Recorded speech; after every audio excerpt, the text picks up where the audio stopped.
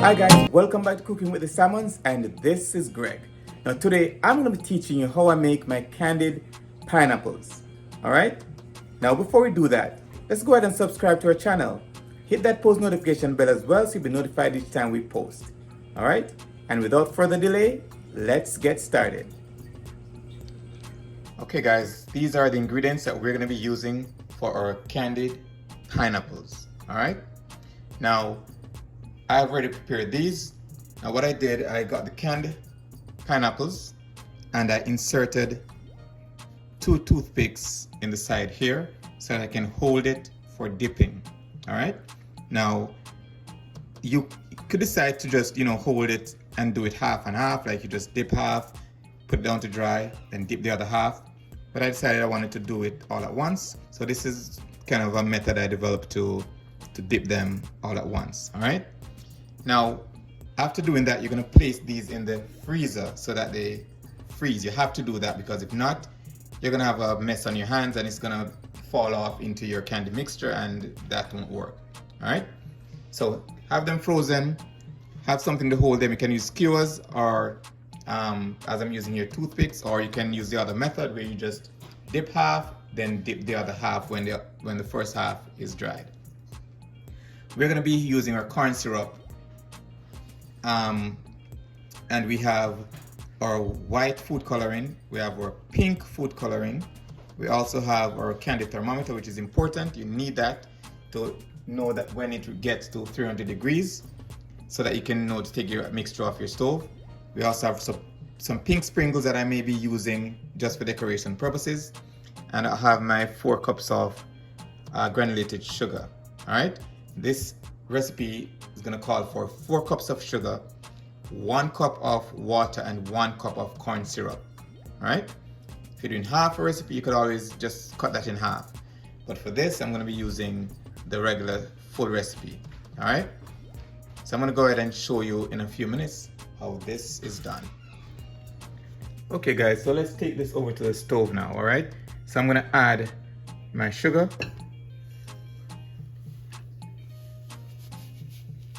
All right, and that's for this recipe. I'm using the 4-1-1 method. I'm gonna add my 1 cup of water.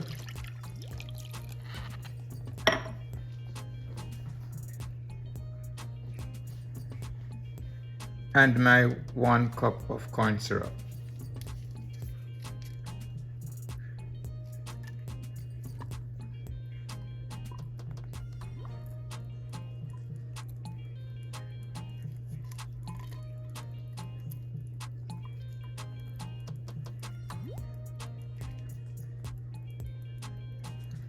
All right, and then we'll give this a stir. Just enough to semi-incorporate the sugar, the water, and the corn syrup.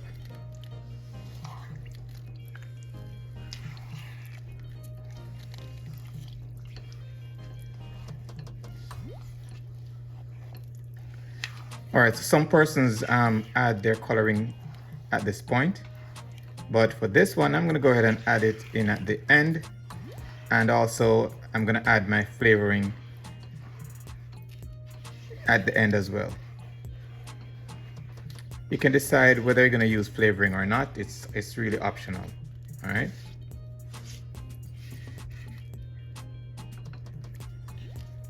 All right. So now you get your candy thermometer. And you're gonna place it on your pot. Just ensure that the tip is the only part that's touching the mixture. All right, because you don't want the tip to touch the bottom because that will give you a false reading. All right, go ahead, turn your stove on, have it on medium-high heat. And wait until you get to the 300 degrees stage. You can. Okay guys, so just checking up on our mixture. As you can see, we have reached 250 degrees and it is still bubbling. Just wait. you're gonna have to be patient because you're gonna have to keep watching it, because when it reaches this stage, in no time it will shoot up to 300 degrees, and you want to take it off the stove immediately at that point. All right, you don't want to burn your mixture. Okay guys, so now we have reached our 300 degrees mark, and I've taken my mixture off the stove. I'm gonna go ahead now and add in some flavoring. For this I'm adding some pineapple flavoring. It's really concentrated, so you don't need a lot. All right. Then I'm gonna add my white food coloring. All right, just need a little bit, and that's to ensure that the color at the end is not transparent. All right, if you just use the food coloring only, the color at the end is gonna be somewhat transparent. I'm using some pink gel food coloring. Don't need a lot. Let's go ahead and mix it in. Don't mind these bubbles. You're gonna always see these bubbles after adding your coloring. All right, and you can add some more until you achieve the color you're looking for.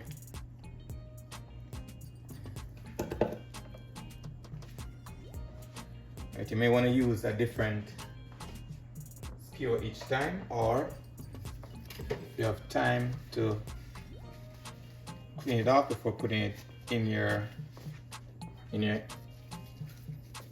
food coloring again. Just gonna add a little bit more so I can get a more vibrant pink.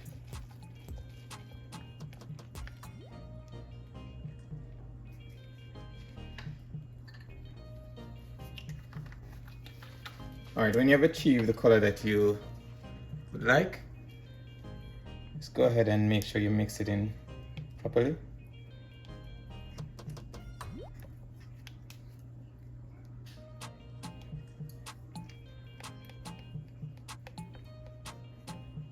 All right, so this is the pink that I like.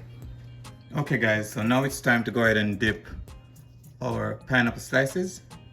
So I took them out of the freezer, and now I'm gonna go ahead and dip.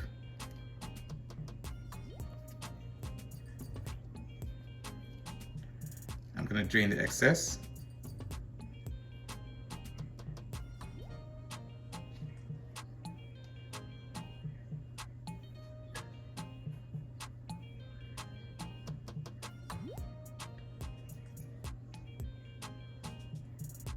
Then I'm gonna place on my silicone mat.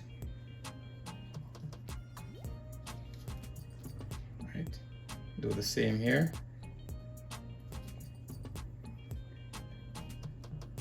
Just make sure your fingers don't touch that sugary mixture, because it is extremely hot.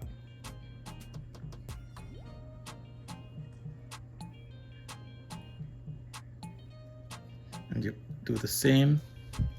Place on your silicone mat.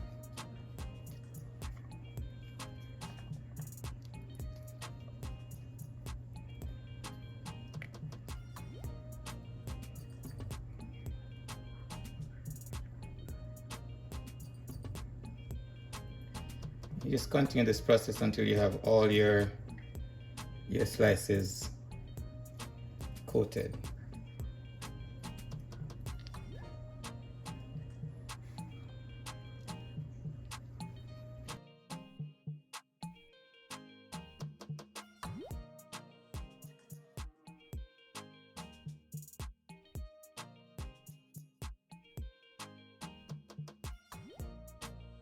Okay guys, so I just realized that I was not filming while I was decorating. So I'm gonna go ahead and just decorate on the back and show you how I go about doing the simple little stripes. All right, so you just get your spatula and you just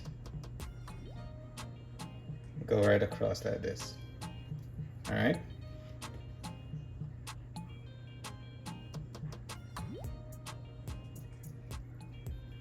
Just go right across.